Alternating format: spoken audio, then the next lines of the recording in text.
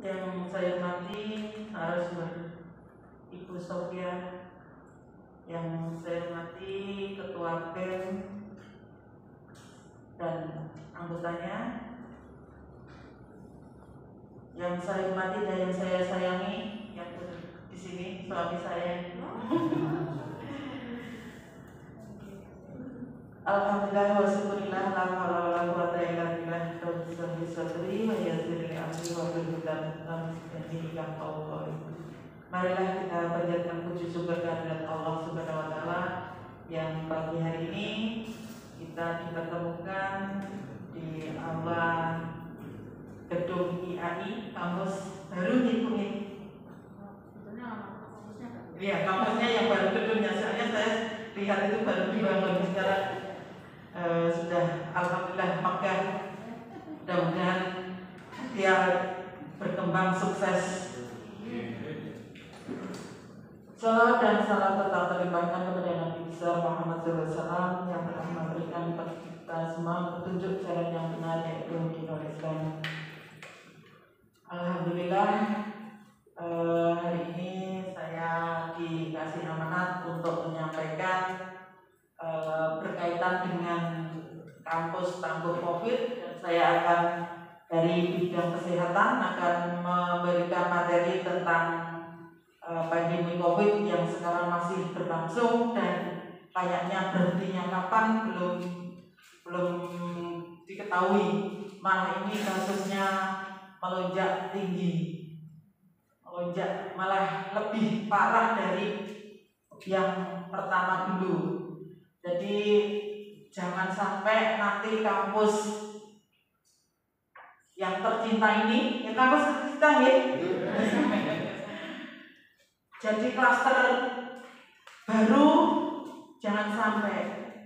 Makanya saya akan memberikan materi ini supaya nanti di sini tidak ada yang terkena COVID-19.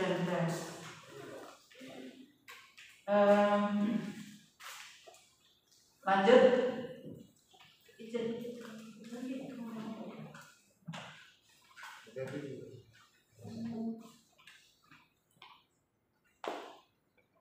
Sudah tahu semua mesti pakai masker aja mas ya. Maskernya dipakai. Tidak bawa masker. Loh gini.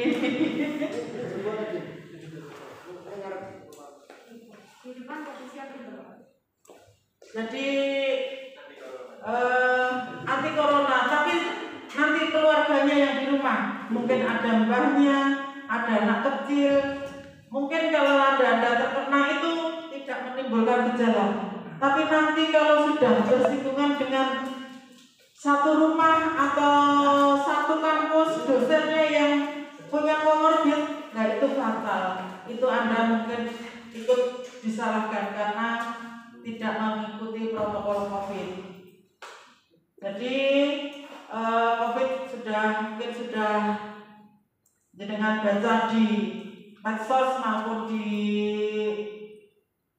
TV-TV juga ada, itu sudah ada sejak Desember 2019 pertama di Wuhan, Cina. Jadi untuk yang di Indonesia terlaporkan baru tanggal 2 Maret. COVID sendiri disebabkan oleh infeksi coronavirus, dan virusnya itu yang menyebabkan penyakit. Penularannya dengan percikan air liur atau droplet. Jadi percikan ini. Nah, percikan itu bisa langsung dan tidak langsung. Kalau langsung ya secara berhadapan-hadapan kurang dari 1 meter.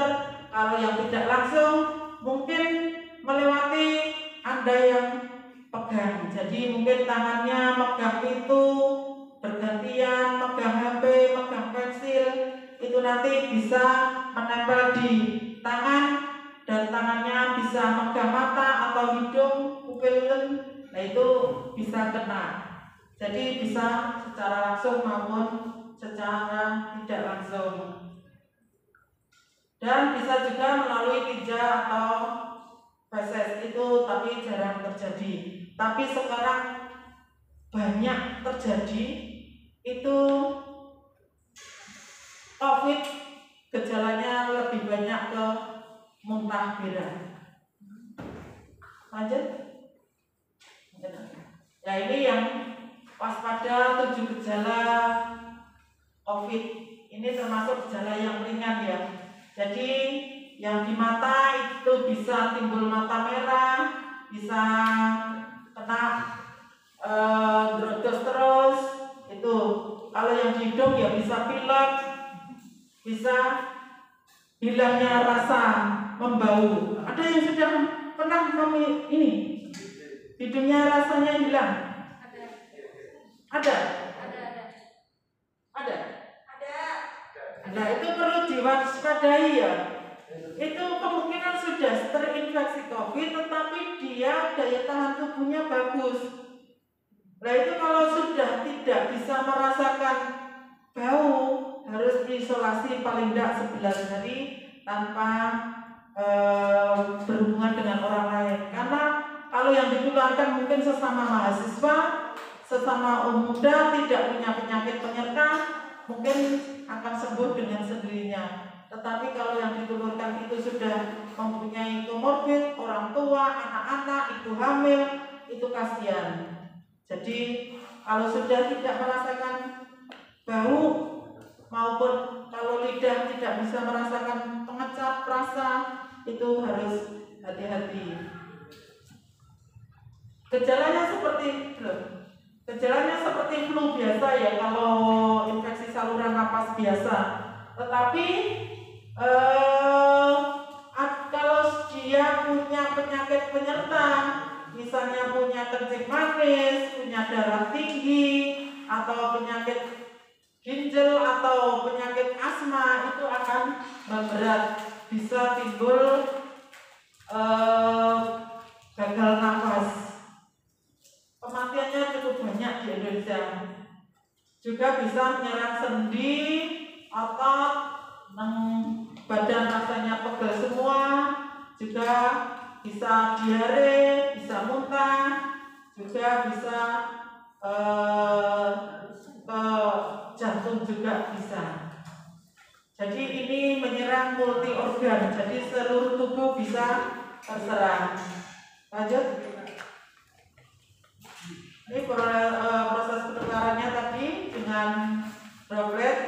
Jadi ketika batuk berbicara itu banyak virus yang keluar. Makanya memakai masker itu akan terlindungi. Jadi kalau saya terus Anda memakai masker jarak lebih dari 1 meter, insya Allah tidak bisa. Mungkin penularannya hanya persennya sedikit. Tetapi kalau tidak pakai masker, jaraknya dekat, itu akan cepat tertularnya. Jika kontak erat dengan cium tangan, jabat tangan, berpelukan, cipika-cipiki, itu bisa.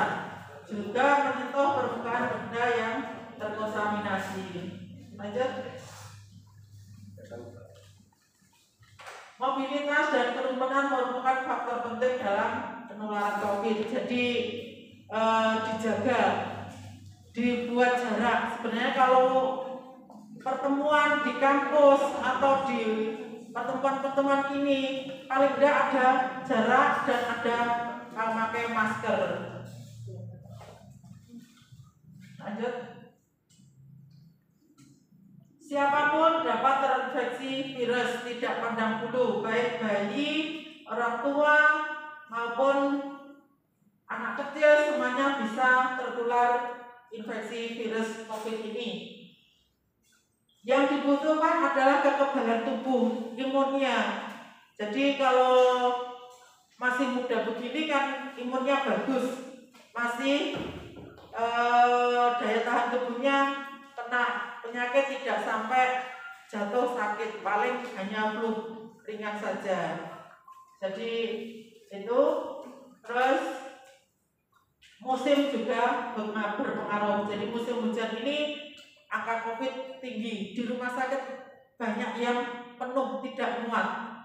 Jadi hati-hati. Mungkin kalau di dalam rumahnya ada orang tua yang sudah, apalagi sudah sakit-sakitan, punya kencing manis, darah tinggi, dan penyakit komorbid yang lain, itu sampai rumah itu ganti baju, jangan langsung berhadapan dengan orang tua yang punya komorbid dulu. Jadi ganti baju, mandi keramas, baru bisa berhubungan. Lanjut. Ini istilah-istilah yang dulu kan adalah istilah ODP, PDP, ada istilah-istilah dulu. Kalau ODP apa? PDP? Pasien dalam pengawasan. OTG? Nah, istilah-istilah itu sekarang sudah diganti. Kayaknya ini sudah pintar-pintar semuanya, Ibu. Sudah banyak melihat TV maupun di medsos sudah banyak. Nah, kasus setelah bulan Agustus kemarin diganti istilahnya sudah suspek itu dengan orang yang menunjukkan tanda-tanda COVID dan dia punya riwayat kontak dengan penyakit dengan konfirmasi yang sudah swabnya positif dan ada atau punya riwayat bepergian ke luar kota, itu suspek. Ini sudah menunjukkan dari gejala klinis, ada batuk, pilek, ada terus juga dari penunjang pemeriksaan laboratorium, juga ada dari pemeriksaan fototorak ronsen itu menunjukkan kalau dia pneumonia atau radang paru-paru, itu suspek. Terus istilah lagi, lanjut, kasus konfirmasi. Jadi kalau kasus konfirmasi berarti sudah dicek. Cek yang paling akurat adalah cek PCR. Jadi di swab hidungnya atau tenggorokannya, diambil rentgennya, di pemeriksaan swab. Ini 99% terdiagnosa positif kalau hasilnya positif. Jadi pas pemeriksaan yang paling bagus adalah PCR. Ada pemeriksaan lain, ada rapid test. Rapid test itu akuratannya kurang. Jadi hanya sekitar 20-40% saja. Jadi tergantung juga rapidnya. Ada itu kalau rapid test antibody. Jadi imunnya yang diperiksa. Ada lagi rapid test antigen. Kalau rapid test antigen itu juga diperiksa lendirnya, ada di hidung seperti swab, tetapi pakai rapid. Jadi tes cepat. Rapid itu tes cepat.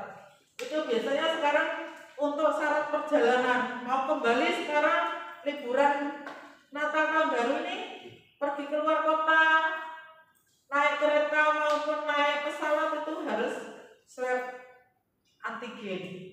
Jadi harus rapid antigen. Terus kasus yang probable ini sudah menunjukkan tanda-tanda COVID, sudah COVID yang sudah berat, ispain berat, dengan akut respiratory distress syndrome sudah meninggal, tetapi hasil swab belum keluar, itu namanya probable. Lanjut. Nah, ini kasus terpapar di Indonesia. Ini tertanggal tanggal 21. Oh, ini ya November ya, tanggal 21 November. Ini kasusnya cukup banyak ya. Semuanya provinsi di Indonesia sudah terkena. Lanjut. Nah, ini yang kasusnya yang merah itu banyak di Jawa, sebagian besar Jawa Timur, Jawa Barat semuanya sudah merah. Tetapi yang kuning ini kasusnya masih sedikit, sudah tidak ada yang hijau. Yang oranye itu sebagian. Nah, ini kasus di Jawa Timur. Ini per tanggal 21 Desember. Jadi sudah cukup lumayan banyak kasus meninggal juga banyak. Setiap hari ada 44 baru di Jawa Timur meninggal karena rata-rata segitu. Kasus baru 837, rata-rata segitu juga. Lanjut. Nah ini kasus di Jawa Timur. Di Lamongan urutan ke berapa? Urutan ke 20 kalau tidak salah. Jadi yang terbaliknya kasus yang kalau di Lamongan itu orange ya, orange. Kalau di Kediri, Tulungagung, Tuban, Bojonegoro, Malang dan Banyuwangi ada zona merah. Ini dulu Lamongan menduduki angka-angka yang pertama, tetapi sekarang mungkin sudah tahu cara pencegahannya, sudah menurun. Sekarang malah Tuban, Bojonegoro dulu masih belum banyak, tetapi sekarang mengalahkan Lamongan, Tuban, Bojonegoro banyak. Ini rata-rata mahasiswanya dari sekitar sini atau luar juga ya? Di sekitar sini semua, Bu. Sekitar sini. Jadi harap hati-hati. Oh di pondok. Lanjut. Jadi yang kasus di Lamongan, Paciran termasuk zona merah, Brogong juga, Lamongan Kota, Gabar itu masih merah. Lanjut. Nah ini kasus di Paciran. Paciran itu ada 2 puskesmas ya, puskesmas Paciran dan puskesmas Trogosada. Kalau puskesmas Paciran itu membawai 9 desa, kalau puskesmas Trogosada membawai 8 desa. Saya sudah melewati puskesmas Brogong, Trogosada dan Paciran. Sepantura ini pernah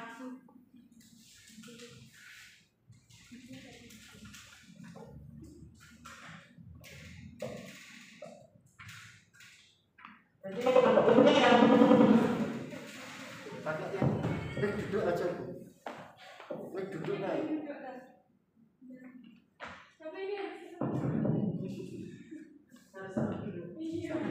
nggak mau.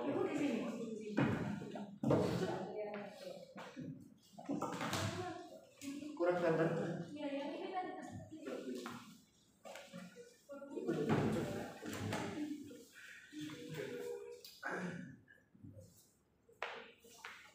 Coba naik, tes naik. Tes duduk naik.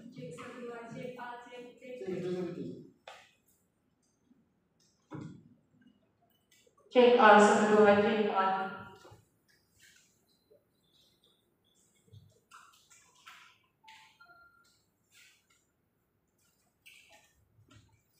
Duduk naik. Tarik tadi. Ya, tadi.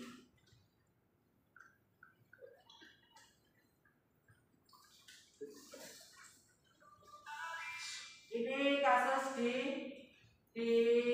puskesmas Paciran. Jadi di puskesmas Paciran itu terbanyak itu bimbing. Kemudian Pacirannya sendiri, terus kandang semangkon. Tetapi sekarang kandang semangkon sudah hijau. Dulu kasusnya banyak-banyak di situ. Lanjut. Nah ini COVID itu kapan berhentinya kan belum tahu kapan.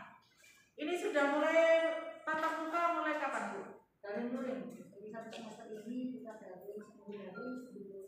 Oh, ya. Iya. Jaga jaraknya. Jadi memang begitu, jangan sampai nanti di lockdown. Jadi dibuat setiap ada pertemuan harus mengikuti protokol COVID. Protokol COVID dengan memakai masker. Jadi mungkin mahasiswa diwajibkan untuk memakai masker. Mungkin ada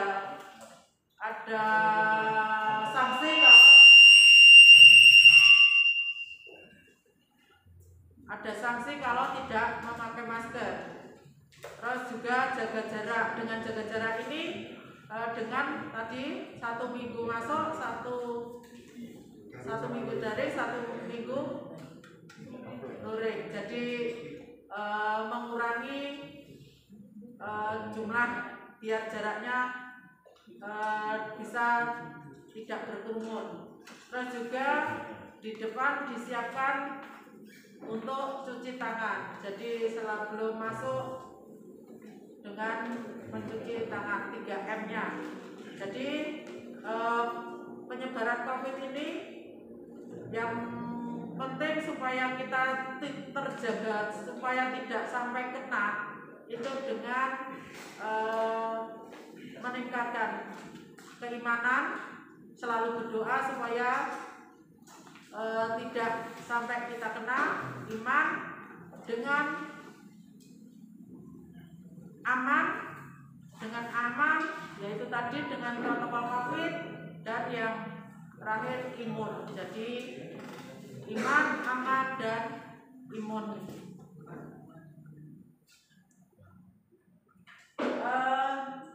Kalau kita COVID ini tidak berhentinya kapan tidak tahu. Nah ini masa kita harus berdiam diri di rumah terus, kan tidak mungkin. Jadi harus tetap produktif dengan mengikuti supaya tidak terjadi penularan COVID, tidak timbul klaster baru. Nah itu tadi protokol kesehatan harus diterapkan. Dan dalam masa pandemi siapapun sehat harus beraktivitas seperti biasanya dengan menjaga kesehatan dan ketahanan tubuh dengan imunitas dari diri sendiri, dan juga imunitas bisa dengan vaksin. Dengan gerakan masyarakat hidup sehat, cukup istirahat, paling enggak jangan begadang. Biasanya orang mahasiswa usia muda-muda ini kadang begadang sampai malam-malam, sampai pagi, terus nanti habis subuh tidur sampai kuliahnya telat. Itu tidak, anak saya sendiri juga begitu. Jadi kalau malam itu belajar sampai malam, tapi kalau bangun habis subuh sudah tidur lagi.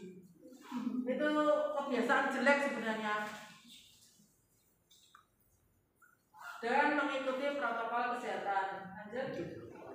Nah ini Germas melakukan aktivitas fisik paling enggak seminggu berapa kali untuk aktivitas fisik, olahraga.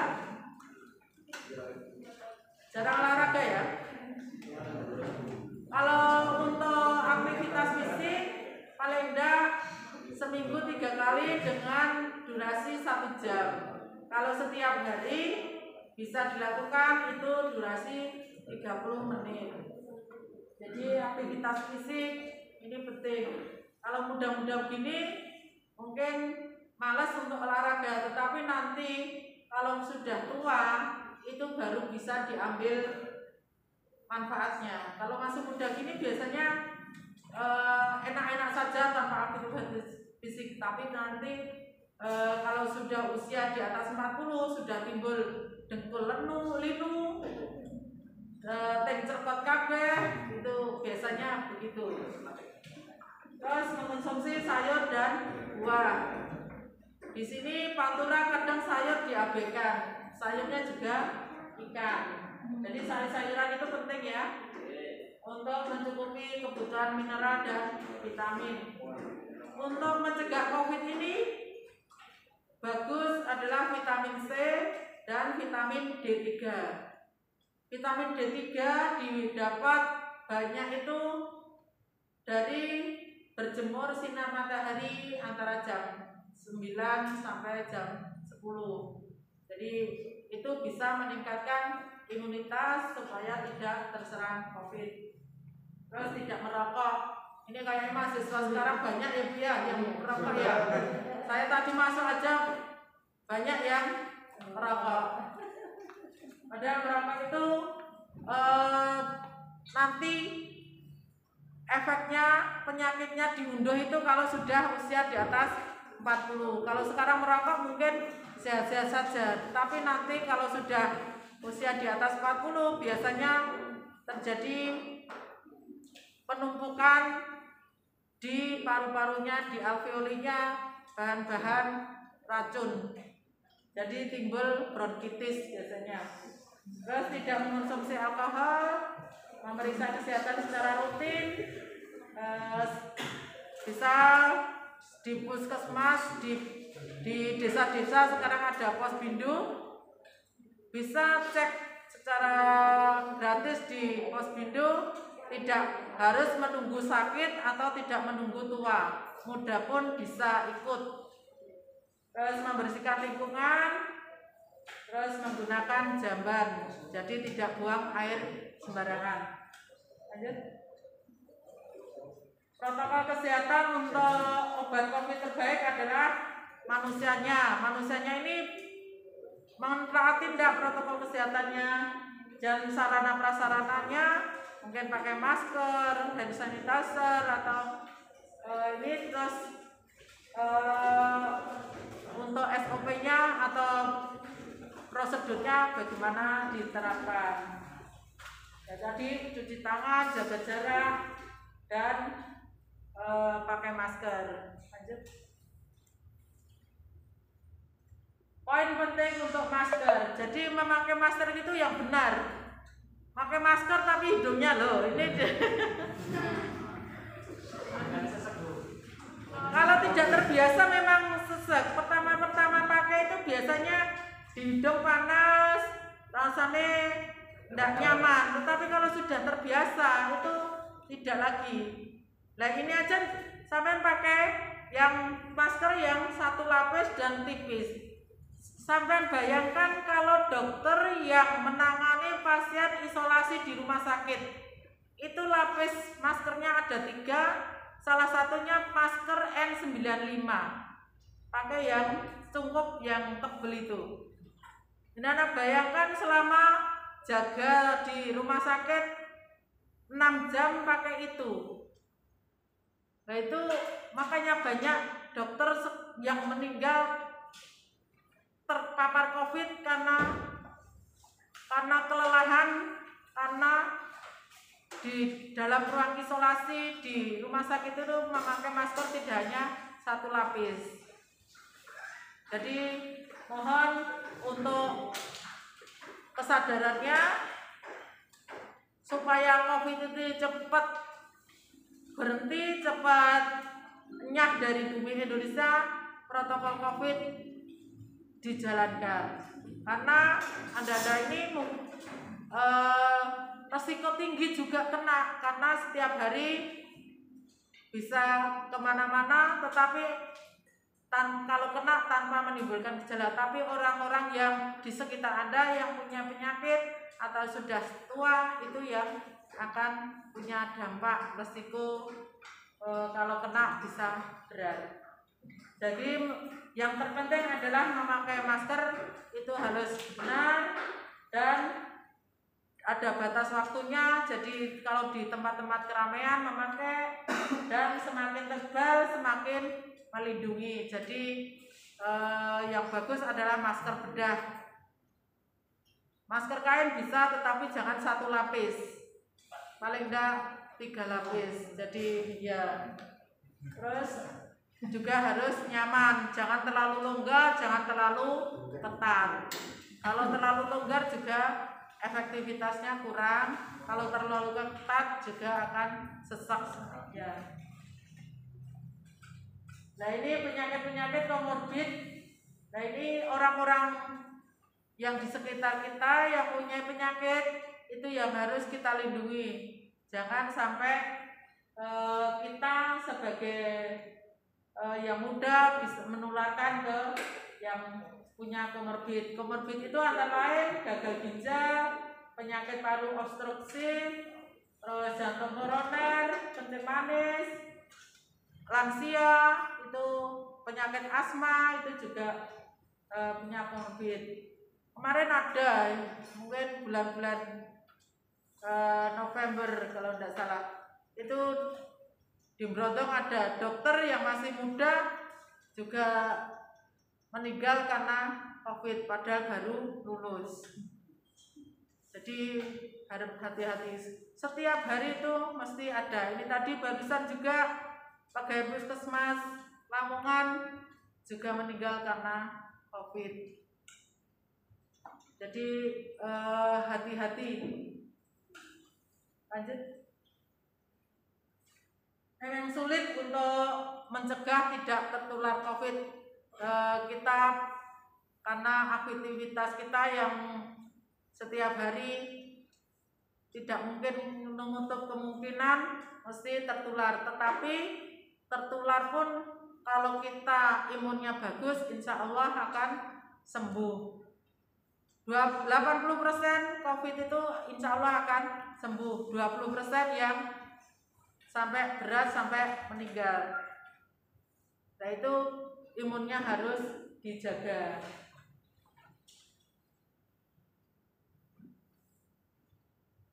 Yang penting adalah mendisiplin protokol kesehatan, jaga kondisi yang fit, imunitas yang bagus, dan supaya kita kalau kena itu tidak sampai menimbulkan penyakit yang berat. Selalu berdoa supaya COVID tidak sampai menyerang kita dan cepat pergi dari Indonesia.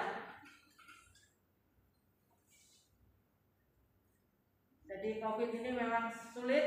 Sekarang ini dari pemerintah Indonesia baru merencanakan untuk imunisasi COVID. Kira-kira Anda kalau diimunisasi mau enggak? Mau. Mau. Jadi mungkin mulai Januari besok, pertengahan Januari sudah mulai, sekarang baru vaksinnya sudah ada, sudah di Indonesia. Produk dari Cina, Sinovac itu sekarang baru diuji badan BOM untuk kelayakannya. Nanti yang di imunisasi pertama yang resiko tinggi, terutama yang tenaga kesehatan. Jadi yang diimunisasi pertama adalah tenaga kesehatan baik di puskesmas maupun di rumah sakit. Selanjutnya kalau itu sudah selesai, nanti tahap selanjutnya yang tenaga yang memfasilitasi umum seperti kecamatan, kepolisian, tentara gitu. Terus yang selanjutnya pengajar, dosen, guru, itu untuk selanjutnya lagi baru masyarakat umum. Yang masyarakat umum yang digratiskan pemerintah, masyarakat yang punya BPJS, dari PBI dari Nambayan. Tetapi kemarin banyak protes kenapa yang tidak digratiskan semuanya. Itu kemarin Bapak Presiden juga punya wacana untuk gratis semuanya seluruh penduduk Indonesia. Jadi bertahap. Mudah-mudahan nanti dengan adanya vaksin ini kita kebal terhadap COVID-19. Nah ini garda terdepan yang tadi. Jadi pertama petugas medis, tokoh agama masyarakat, guru pendidik, aparat pemerintah, dan peserta BPJS PBI. Nah ini kalau ada yang sudah kena COVID itu bisa donor darah, donor plasma untuk mengobati yang terkena COVID tetapi tahap yang parah. Jadi sudah ada respirasi distress syndrome yang sudah menggunakan bantu nafas. Nah, itu bisa mendonorkan ini plasmanya. Jadi yang sudah terkena COVID sampai terbentuk imunitas, IgG-nya masih positif tetapi swabnya sudah negatif, itu bisa mendonorkan darahnya. Biasanya 4 bulan. 4 bulan pertama setelah kena COVID itu bisa mendonorkan. Ini keberhasilan dari pengobatan COVID itu karena dapat donor plasma.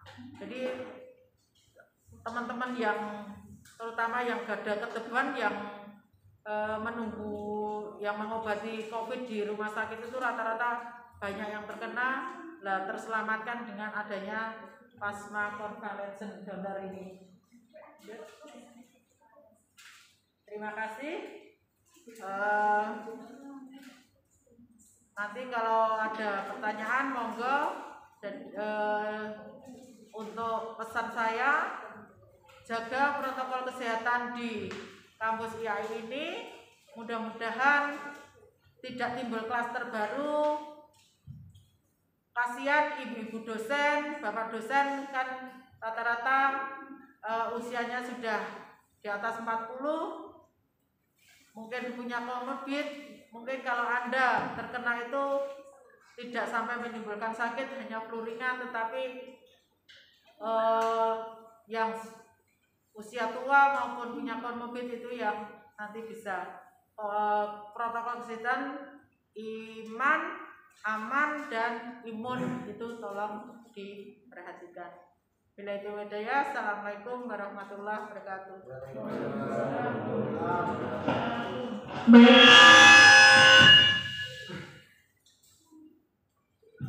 Baik, terima kasih untuk narasumber pertama. Dilanjut dengan narasumber kedua kita, Ibu Hajah Sofia MHI selaku Warai 3. Kepadanya disilakan.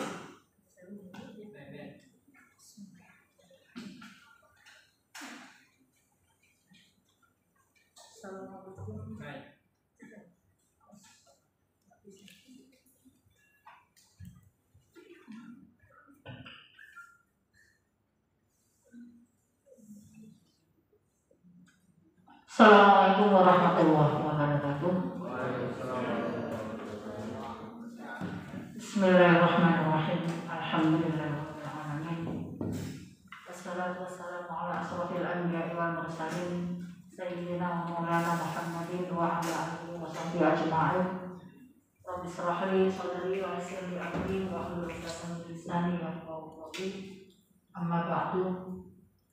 Yang sangat kami hormati Ibu Dr. Puji beserta Bapak, luar biasa ini bisa ditiru super setia, dimana pas nanti libur banyak tugas suami tetap siaga. Ini yang bisa nanti kita adopsi ketika nanti sampai sudah berkeluarga, karena dari keluarga yang harmonis, dari keluarga yang komunikasinya terbangun, akan muncul generasi muda yang terbaik. Ya. Mohon maaf Ibu Dokter, Ibu Rektor, hari ini ada acara yang memang tidak bisa ditinggal. Sedianya beliaunya hadir. Kemudian mungkin untuk anak-anakku sekalian kami beritahukan juga bahwa pada jam ini juga Bapak Kaprodi dan Bapak Dekan ada rapat yang terkait dengan persiapan wisuda yang sudah dilakukan. Jadi mungkin siang baru bisa mengikuti ya. Anak-anakku sekalian yang sangat kami banggakan, Presiden BEM, kemudian MPM-nya mana ini? Tidak kelihatan ya, Mas Afaan. Masih di luar, suruh masuk lah. Ya, yang sangat kami banggakan beserta jajaran pengurusnya. Puji syukur kehadirat Rabbi atas segala rahmatnya sehingga pada siang hari ini, pagi hari ini, kita bisa melaksanakan acara yang sedianya ini adalah acara pertama, tapi jadi kebalik ya, karena memang padatnya kegiatan tabrakan terus ini konfirmasi untuk tempat. Jadi teman-teman ini lagi giat-giatnya untuk melakukan kegiatan di masing-masing prodi. Kita ada 5 prodi, 6 prodi sebenarnya itu semua bikin kegiatan sehingga akhirnya BEM ini yang jatuhnya 16 jadi sekarang itu berapa tanggal berapa cuaca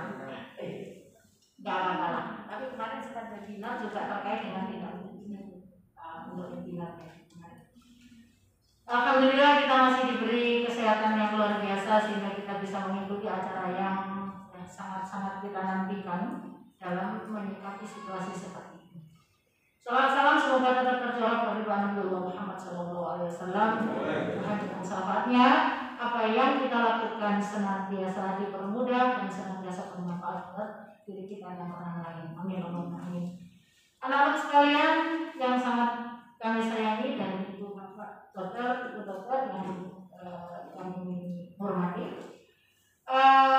kita sengaja mengambil tema di era ini. Sebenarnya ini kampus tangguh di era pandemi ini adalah memang rencanakan dari awal yang ketika kita awal pandemi kita sudah punya rencana itu, tetapi karena melihat kondisi seperti itu kampus kita pernah akhirnya mengikuti aturan pemerintah hampir 1 semester ya kita ditutup itu, kemudian kebijakan baru kita adakan turun dan jalan. Jadi dari sekali prodi minggu ini daring, sekali prodi minggu ini turun seperti itu. Jadi untuk menjaga pertemuan kumpulnya mahasiswa yang banyak seperti itu. Jadi ini sudah kita terapkan. Di awal-awal kita sudah terapkan itu semua karena kita harapkan kita juga bagian dari kampus tangguh seperti itu. Alhamdulillah dan mudah-mudahan tidak pernah mampir ke sini waktu itu. Mudah-mudahan meskipun ini tadi ada pengakuan ada yang pernah kehilangan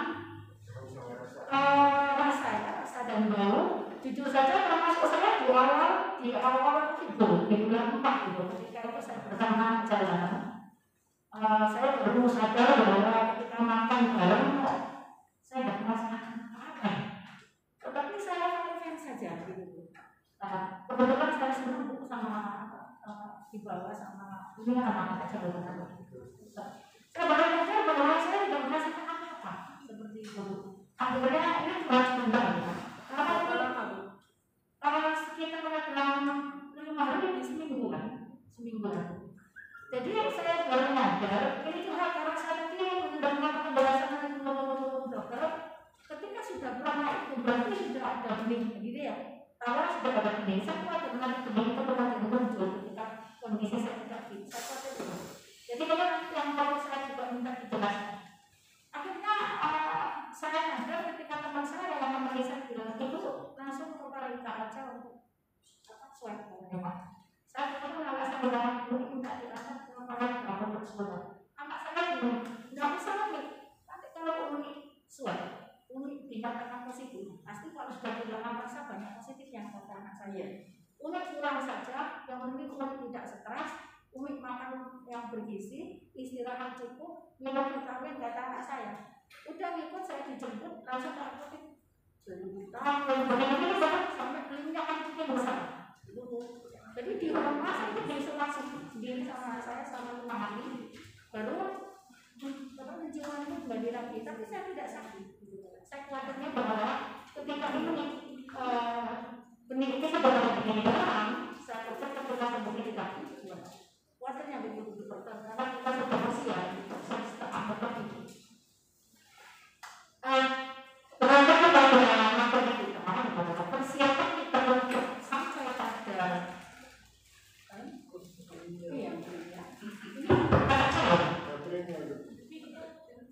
nggak usah beli. Oh gitu ya. Oke. Jadi ketika awal itu kita sudah persiapkan itu, Bu, makanya di depan itu ada ini saluran air untuk mencuci tangan. Untuk awal pembukaan untuk acara PPAK itu kan kita harapannya itu bisa berlanjut. Kita berharap itu bisa berlanjut. Kemudian termasuk yang untuk mengetahui suhu itu. Tapi kesininya, Bu, mungkin ini juga bagian dari persoalan-persoalan sosial yang kemudian mahasiswa harus tanggap itu. Kesininya ternyata ketika dirasa aman-aman saja, akhirnya mulai agak kendur. Teman-teman juga sudah mulai mundur diskusi, dan bahkan kita sekarang berani untuk tidak bicara karena memang kuota ruangannya yang kurang gitu ya. Tetapi kita tetap antisipasi, makanya bagi mahasiswa itu ketika tidak memakai masker, nah ini kan berarti bagian dari ketidakpedulian. Tapi ketika kita melakukan satu kegiatan, paling tidak memberikan contoh kepada diri kita sendiri dengan melakukan 3M, ini adalah bagian dari kepedulian kita terhadap lingkungan. Seperti itu. Jadi mohon, sampai kapan COVID ini berlalu kita tidak tahu. Tapi selama COVID belum berlalu, maka anjuran yang sudah berikan oleh pemerintah tetap kita harus patuhi. Toh itu juga diri kita sendiri, terutama kampus ini jangan sampai terpapar, sehingga kita nanti ke depan ketika melanjutkan ini tugasnya BEM untuk bagaimana kemudian AI Itaba ini adalah termasuk bagian dari salah satu di antaranya kampus. Ini harapannya seperti itu. Kenapa saya bilang demikian? Saya sekarang ngomong tentang mahasiswa dulu. Saya kira dari awal, siapa sih mahasiswa itu? Kita patut berbangga diberi kesempatan untuk menjadi mahasiswa. Ya. Kalau ngomong secara administratif adalah mahasiswa orang yang kuliah di institusi atau di perguruan tinggi manapun itu namanya mahasiswa. Tetapi secara bahasa mahasiswa itu terdiri dari maha dan siswa. Maha itu siswa itu pelajar. Ketika ngomong terpelajar, ketika bahasa terpelajar ini berarti dari sisi manapun kita ini adalah orang pilihan yang memang dari harusnya baik secara interaksi secara sosial maupun secara internal pribadi kita berarti orang-orang yang mengikuti aturan, mengikuti alur. Maka di situ ada satu pembeda khusus antara mahasiswa dan siswa. Kalau mahasiswa itu pola pikirnya sudah rasional, saya yakin tanpa dijelaskan sudah bisa. Rasional, kemudian pola pikirnya kritis, kemudian universal, menyeluruh, kemudian analisis, mampu membuktikan sesuatunya dengan analisa yang dengan pisau pemikiran yang tajam, sehingga realnya bukti-bukti itu bukan yang omong kosong, gitu ya. Next, pola bicaranya juga sistematis, pola pikirnya sistematis, inovatif, revolusioner. Ini bedanya mahasiswa dengan siswa. Next, peran juga sudah berbeda. Makanya nanti sejauh mana mahasiswa ini mampu menyikapi kondisi yang saat ini, pandemi ini, bagaimana kemudian kesininya tidak seperti yang ini. Katanya Bu Dokter tadi, bahkan sekarang itu berkembangnya jauh lebih dahsyat ketimbang di awal. Kenapa? Karena awal masyarakat masih takut dan masih banyak yang mengikuti protokoler. Tapi kesininya ada banyak persoalan. Memang kasus sosial inilah yang kemudian tugas mahasiswa sebagai sosial kontrol untuk mampu menyikapi. Kenapa sekarang menjadi kendor? Kenapa masyarakat kemudian sampai ada yang bilang saya tidak takut COVID, tapi saya takut mati kelaparan. Makanya mereka ke pasar pun dengan seenaknya sudah. Kalau saya tidak ke pasar, kalau saya tidak bekerja, siapa yang kasih makan anak saya?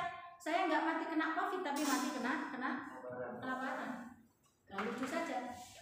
Berarti di mana kemudian peran mahasiswa ketika terjadi seperti ini? Berarti itu makanya di sini sosial kontrol menjadi mengontrol sebuah kehidupan sosial dalam masyarakat dengan cara memberikan saran, kritik, dan juga solusi untuk permasalahan sosial masyarakat maupun permasalahan bangsa. Tidak justru malah menambahi masalah. Contohnya bagaimana menambahi masalah? Yang generasi muda dengan imun yang masih kuat, karena tidak terasa bahwa ada gejala yang OTG tadi. Fan-fan aja dari keluar, tidak cuci tangan, kemudian tidak bermasker, tidak berpikir bahwa di rumah ada nenek, ada ayah, ada ibu, ada adik, ada kakaknya yang lagi hamil. Ini adalah ketidakpedulian. Maka dari lingkup yang paling kecil dari diri kita sendiri, kita harus peka terhadap persoalan-persoalan sosial. Kemudian menjadi agent of change. Apalagi seperti ini sebagai agent perubahan. Bagaimana kemudian kondisi COVID yang sudah 1 tahun ini hampir tidak ada perubahan, meninggi, menurun sebentar, meninggi lagi, gitu ya Bu Dokter ya. Di mananya? Kita harus tanggap itu. Kita harus analisis persoalan sosial ini sehingga bisa menekan angka penyebaran COVID serendah mungkin. Kenapa? Karena dampaknya itu tidak berdampak pada dampak sosial saja, tetapi berdampak pada persoalan banyak sekali COVID ini. Ya. Jadi persoalan sosial, persoalan psikologi, persoalan bahkan persoalan politik pun berubah semuanya menjadi berubah karena kondisi seperti ini. Dan bahkan tidak sedikit kemudian meningkatkan angka perceraian karena COVID. Lah kok bisa? Ya bisa sekali. Karena COVID suaminya kena PHK, nggak bisa kerja, nggak bisa makan, ya. Akhirnya kemana? Bertengkar terus, tidak tahan miskin, ya jatuhlah peningkatan terhadap tingkat angka perceraian itu banyak. Dampaknya sebegitunya. Kalau sudah seperti ini, ada dampak sosial lagi yang lebih dasar. Siapa itu korbannya? Adalah generasi muda yang menjadi korban perceraian dari orang tuanya. Ini juga bagian dari dampak yang harus kita cermati dan sangat butuh dibantu oleh mahasiswa. Seperti itu. Ini perannya sampai. Jadi bagaimana kita mampu merubah kondisi COVID yang menyebar ini menjadi seminimal mungkin untuk bisa ditekan, sehingga kalau berangkat semua mahasiswa ini sebagai agent of change-nya itu jalan, insya Allah tidak akan lama juga akan COVID berlalu. Stop ya, sebagai generasi penerus bangsa ini, maka pemuda diharapkan mempunyai kemampuan, keterampilan serta akhlak yang mulia. Tadi di kesimpulannya Bu Dokter juga disebutkan iman, aman, imun, ya Bu ya. Iman ini adalah bagian dari ini. Bagian dari ini. Maka bagaimana peran mahasiswa ini bisa maksimal untuk membantu penyebaran COVID-19 itu. Untuk itu kita dalam acara ini kita mencoba untuk membangkitkan kembali kepedulian sosial kita, rasa sosial kita, rasa empati kita terhadap lingkungan kita, terhadap kondisi yang saat ini, ya. Sikap dan tindakan yang selalu ingin memberi bantuan pada orang lain dan masyarakat yang membutuhkan. Ini namanya kepedulian sosial.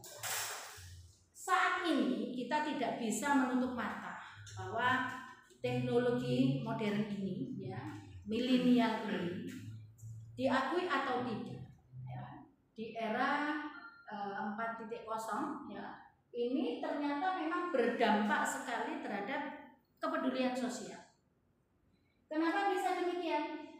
Ini gadget ini ternyata tidak disadari sedikit banyak menurunkan kepedulian, kepekaan sosial. Kalau sudah asik ngaji dengan gadgetnya, mau ada jenderal liwat, mau ada yai liwat, udah berlalu saja. Bener nggak? Ya punya dokter ya? Tidak ya? Salah. Hah? Tidak salah. Itu ya. Jadi ini yang kemudian mau ngapain urusan yang penting ini asik dengan dunianya sendiri. Ini. Sampai kalau nggak punya pulsa ya nongkrongnya di warung kopi kalau nggak ada internet ya nggak laku. Nah, sebetulnya. Maka kita perlu membangun kembali kepekaan sosial ini agar ya negeri ini selamat seperti itu ya. Belum lagi tayangan televisi yang lepas kontrol. Tayangan televisi yang kemudian kadang-kadang memberikan contoh-contoh yang kurang bagus lewat sinetron-sinetronnya misalnya. Di dalamnya diisi adanya kekerasan, adanya ketidakpedulian terhadap lingkungan, ya. Diisi dengan adanya kesenjangan sosial, ketidakpedulian ini. Kemudian sarana hiburan, bagaimana tidak hiburan anak-anak sekarang? Kalau zamannya saya dulu, zaman jadul ya, setiap permainan itu ada unsur filosofinya.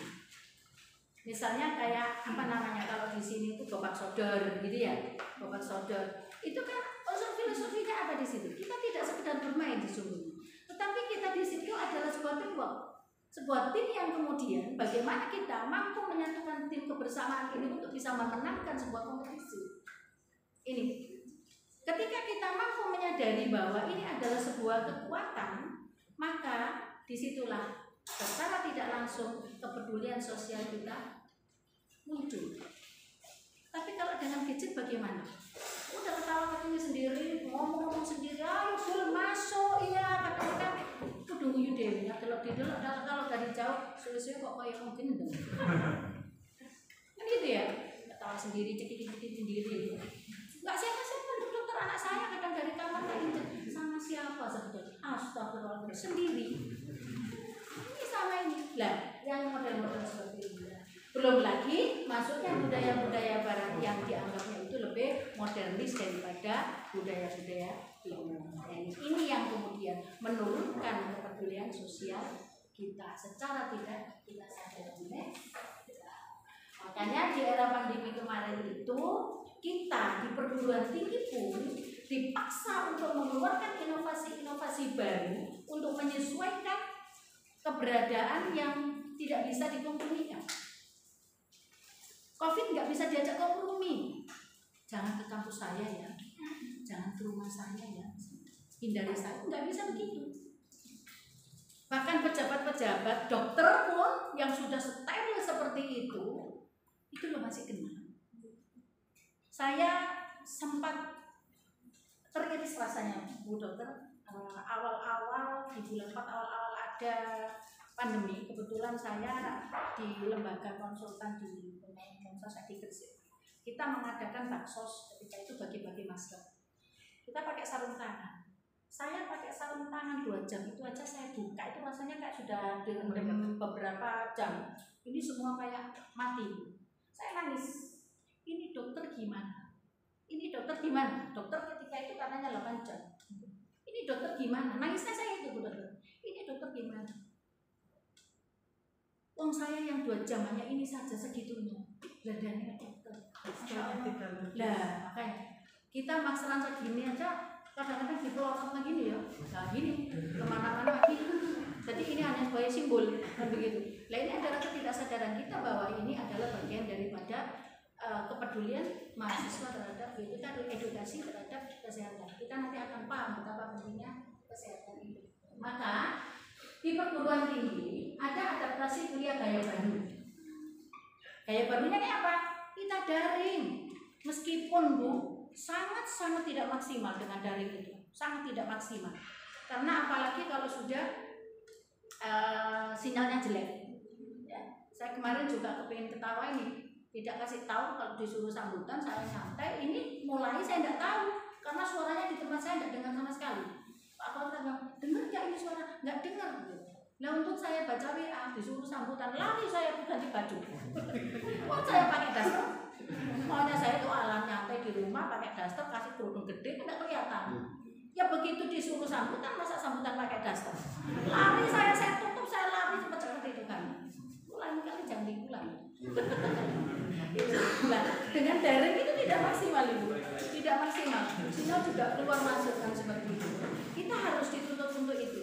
Maksimal atau tidak, bagaimana kita mampu menyikapi itu sehingga perkuliahan tetap jalan, anak-anak tetap mendapatkan hak-haknya, ya kita bisa melakukan kewajibannya, tapi tetap selamat dari COVID itu ya. Nah, jadi ini ada banyak hal, kesiapan materi dosen menjadi masalah, kuota internet mahasiswa juga menjadi masalah, ya, yang harusnya buat uang jajan akhirnya buat beli pulsa, begitu ya. Kemudian adaptasi refleksivitas kerja. Kita dituntut untuk bekerja di rumah.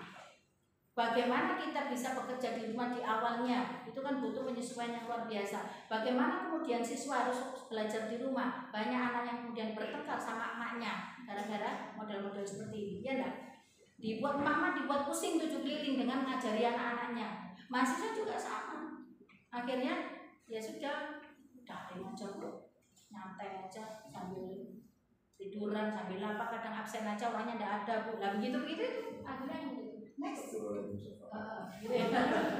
Adaptasi sosial ekonomi. Nah ini kemudian kualitas ini harus tetap diperkuat agar ketahanan sosial menguat. Artinya jangan sampai kemudian ketika pandemi ini tidak tahu sampai kapan batas waktunya, kemudian kita nggak ngapa-ngapain, akhirnya perekonomian terpuruk secara bersama-sama. Maka kita butuh mendidik entrepreneur dan juga social entrepreneur. Kita tumbuhkan itu. Minimal kalau kita tidak bisa membantu secara materi, kita bisa membantu edukasi masyarakat untuk pentingnya kesehatan.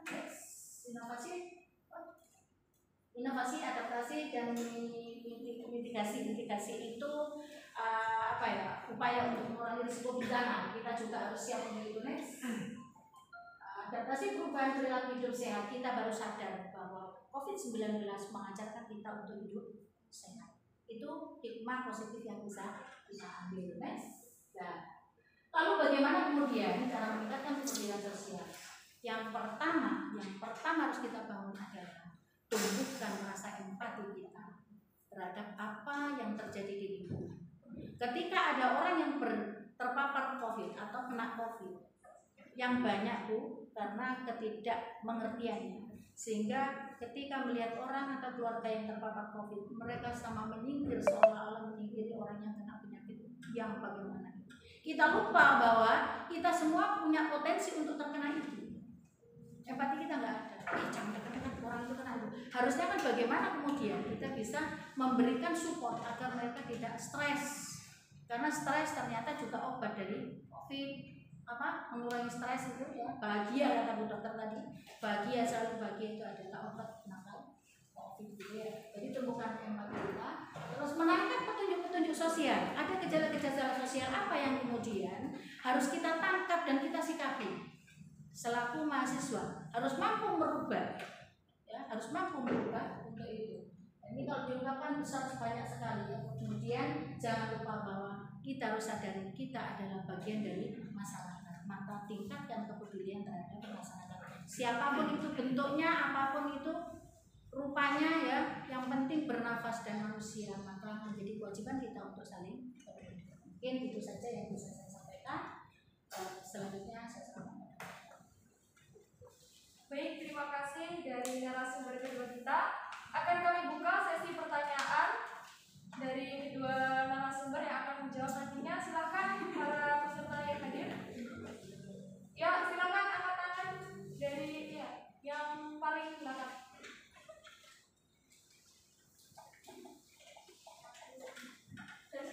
Iya, Kak. Berdiri aja, Mbak. Berdiri, Mbak.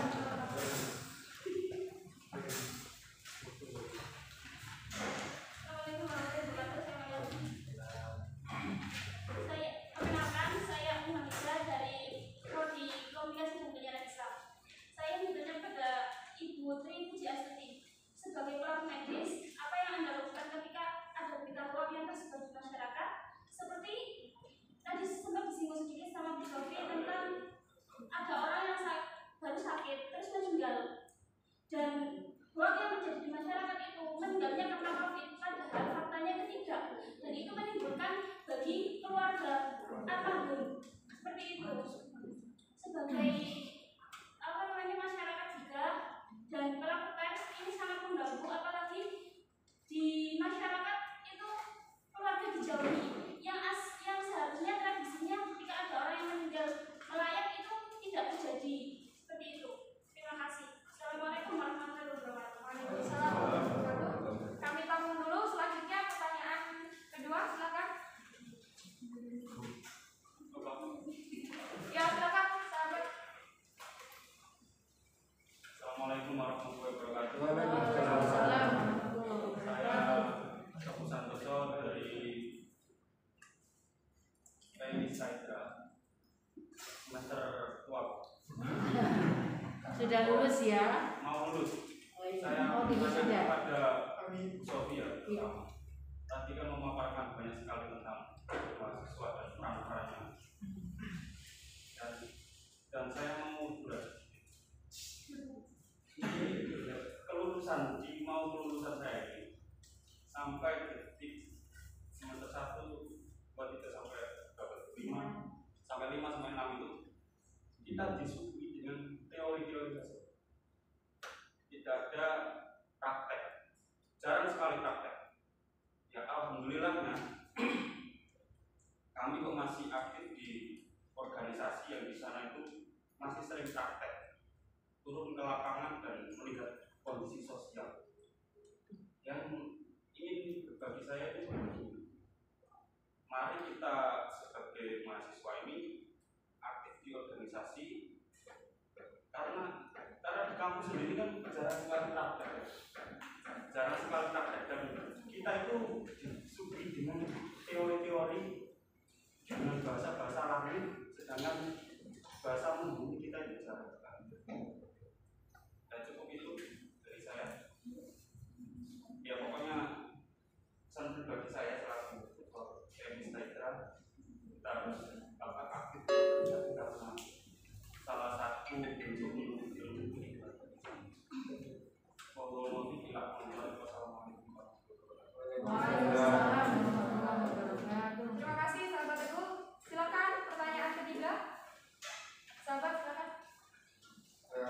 Assalamualaikum warahmatullahi wabarakatuh. Ilmu dan bakti memberikan dan makmur memperjuangkan yang membantu. Saya ingin bertanya ke dua narasumber sekaligus ya. Ini saya pernah dipanggil oleh ibu saya untuk menangani atau mendampingi sepupu saya yang masih kelas 6. Ini dia itu trauma terhadap COVID Bu. Dia nggak pernah kena COVID memang, tapi dia lihat berita bahwa COVID itu sangat menakutkan. Nah sampai sekarang dia itu jarang sekali keluar rumah. Bahkan melanjutkan sekolahnya itu dia nggak mau. Jadi COVID itu gimana ya, menakutkan bagian anak kecil. Nah ini saya tarik kembali kepada diri saya bahwa di tahun 2012 itu saya waktu MTS agak besar, itu saya juga mengalami itu Bu.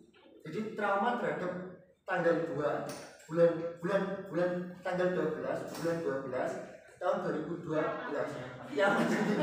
Jadi saya selama 1 minggu nggak berani keluar Bu. Apalagi ditambah cuaca pada bulan Desember kan hujan. Jadi saya ketakutan Bu. Nah ini juga dialami oleh sepupu saya tadi. Jadi memang apakah penyakit itu memberikan dampak psikologi kepada anak kecil tadi? Nah untuk penanganannya itu gimana Bu? Saya sampai bingung ini mau diapakan gitu. Mungkin itu saja, terima kasih. Assalamualaikum warahmatullahi wabarakatuh. Baik, kami tampung dulu 3 pertanyaan. Silakan dijawab oleh dua narasumber. Pertanyaan yang pertama, siapa tadi? Ya. Memang COVID ini penyakit dengan 1000 gejala ya. Jadi